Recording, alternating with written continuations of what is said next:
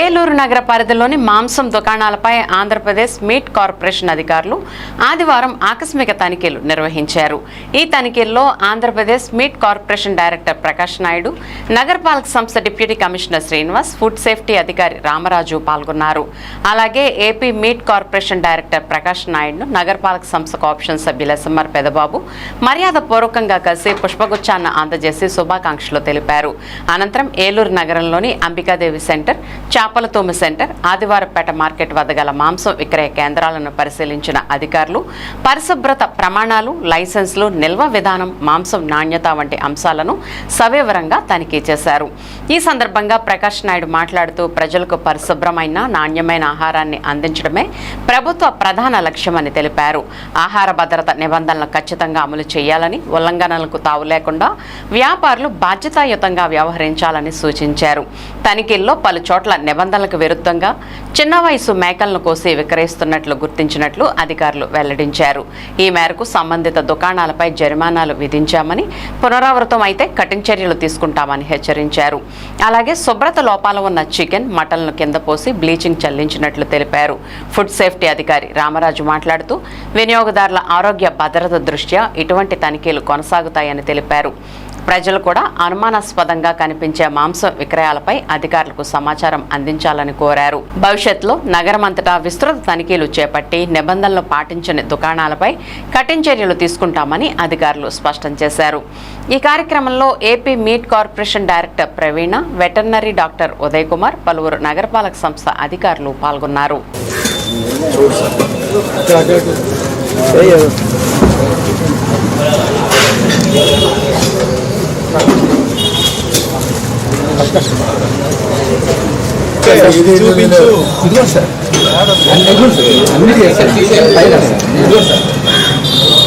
అప్పుడే కొంచెం అన్నిటికీ వస్తాం సార్. అది ఉంటుంది కదా సార్, ఇలాగా కట్ చేసి సార్. మన వయసు ఎంత? 6 నెలలు ఉంటుంది.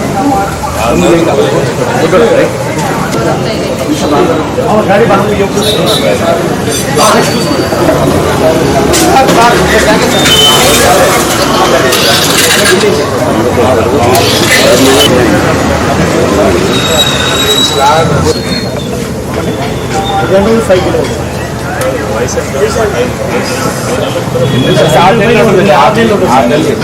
దాన్ని లెక్క తీసారు. అర్థకాలపై ఇప్పుడు చిన్న వయసులో ఉండేదాన్ని 2017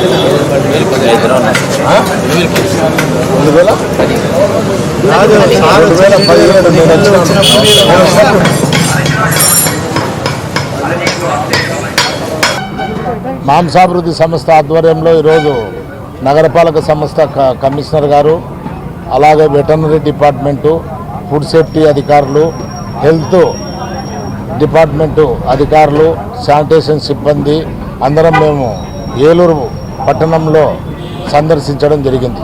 ముఖ్యంగా కొన్ని చోట్ల అనీజీగా చికెన్ కానీ, మటన్ కానీ సరైన పద్ధతుల్లో స్లాటింగ్ చేయనటువంటి షాపుల మీద అపరాధ రుసుము అనేది విధించడం జరిగింది.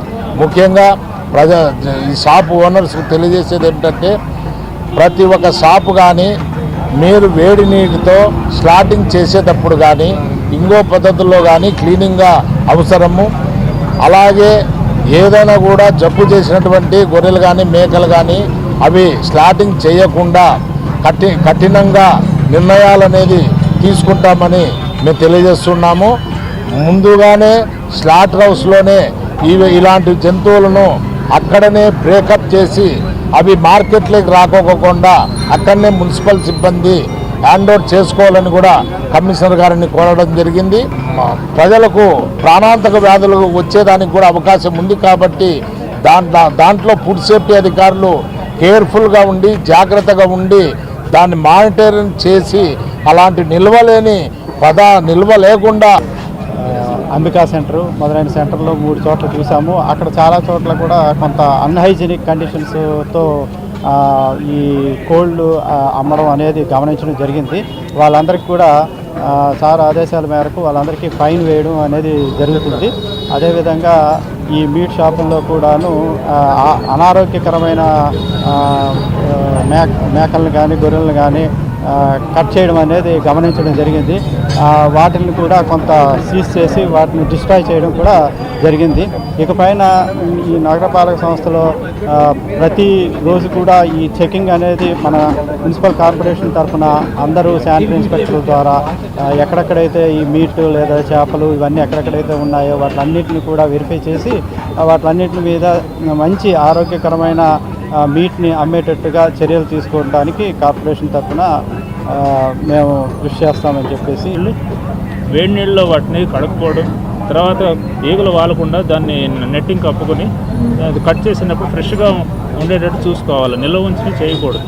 కొన్ని ఫ్రిడ్జ్లో పెట్టి చేయడం వల్ల ఏమవుతుందంటే కొన్ని ఫ్రిడ్జ్లో కూడా పెరిగే బ్యాక్టీరియా ఉంటాయి. వాటి వలన కూడా వీళ్ళు దాన్ని కడిగినా కూడా పోయే అవకాశం ఉండదు. దాన్ని అలాగే ప్రజలకు వినియోగించడం వల్ల జబ్బులు బారి పడే అవకాశం ఉంది.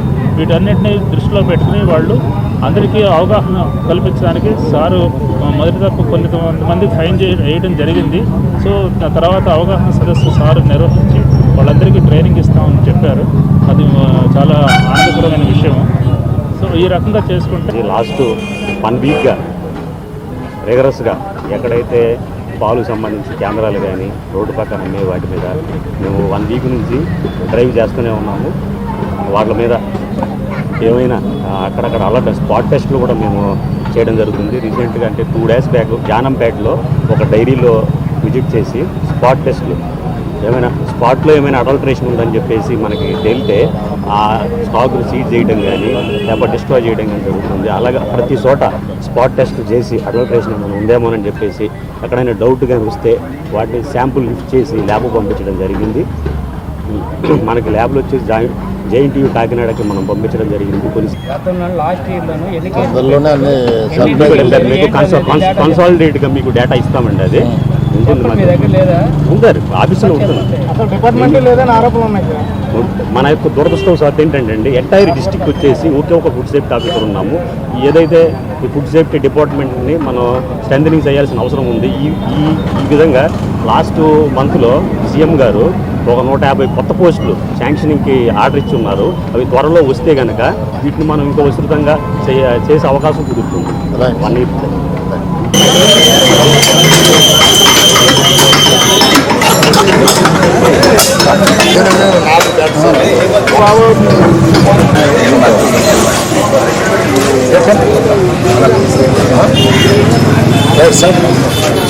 Thank you sir.